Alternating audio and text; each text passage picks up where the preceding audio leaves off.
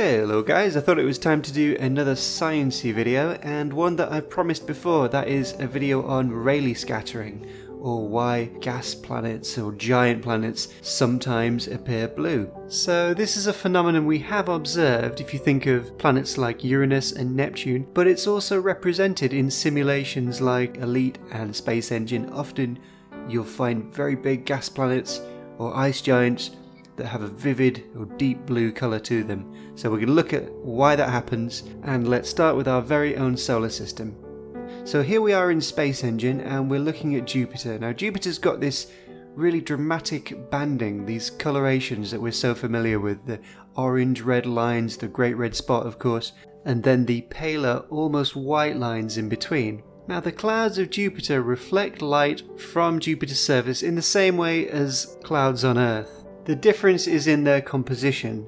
The white clouds are composed of ammonia and the redder clouds of sulfide, but these clouds, just like the water vapor clouds on our own planet, reflect light off the little droplets, the ice crystals, and that light just passes straight back out into space where we can observe this light through our telescopes. We've all seen from footage of rockets going up and high altitude jets that the higher you go up in the Earth's atmosphere, the less blue it becomes until above you the sky appears black at the edge of space.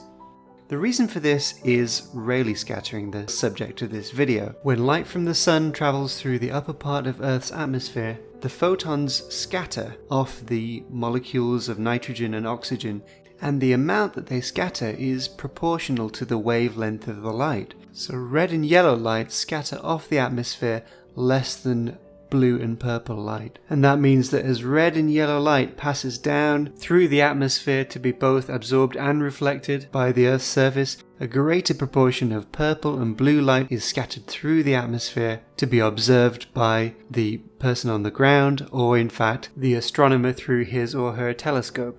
Now the way that Rayleigh scattering happens on other planets is affected by the mass of the planet and therefore the thickness of its atmosphere. A more massive planet will have a more compact atmosphere, and the reflective clouds, such as ammonia on Jupiter, will be quite close to the top of the atmosphere. Therefore, light comes in from the sun, reflects back off the top of Jupiter's clouds, and leaves as almost white light. Now, just like on Earth, as distant mountains that we see through a lot of air have a bluish tint to them, the more atmosphere that light has to travel through after it hits the reflective layer of the top of the clouds, the bluer it's going to appear. So on planets like Uranus and Neptune, those reflective clouds of ammonia are quite low down. The lesser mass of these planets mean that their atmosphere is much thicker, and light has to pass through a lot of atmosphere to get to the reflective cloud tops and a lot of atmosphere to get back out. So essentially, just like blue light to our eye on planet Earth signifies something that's in the distance, we're seeing the cloud tops on Uranus and even more on Neptune through a thicker layer of gas on the surface of these planets, and that's scattering the blue light through the atmosphere and giving the planets their distinctive colour. Now there is another factor with Neptune in particular. Neptune has a lot of methane in the upper atmosphere, and the clouds of methane at the very top actually absorb a lot of red and yellow light, so that creates even more of this blue colour that is so vivid. And Neptune also has white clouds which are quite distinctive in relation to Uranus, which is quite pale and featureless, almost like Venus. So here's a little case study from the world of Elite Dangerous, and as usual you're flying through a system, you see a large blue giant planet, and bringing open the system map you recognise that these planets are actually quite a long way away from a star, and perhaps even a cool star like a red dwarf, an M-class star, and that's what we see in this system here. The giant that's closer in looks almost like Jupiter. It's perhaps got sulfides and violent cloud systems that are creating that reddish colour, and further out we've got these pale bluish ice giants.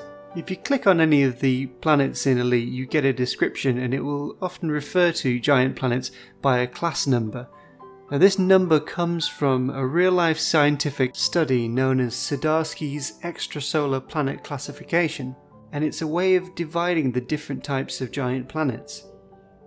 Class 1 is ammonia cloud, Class 2 water cloud, Class 3 is cloudless or clarified, Class 4 alkali metal cloud, and Class 5 is silicate cloud. The ones that are worth a lot in elite exploration are Class 2s, the water cloud planets, and that makes a lot of sense. That's planets that are like our own, they've got water near the surface, and perhaps that water could be used for terraforming or for producing rocket fuel and so on. If you want to get more into the science of gas giants, I recommend you read up on Zadarsky's classification. I will put some links in the video description.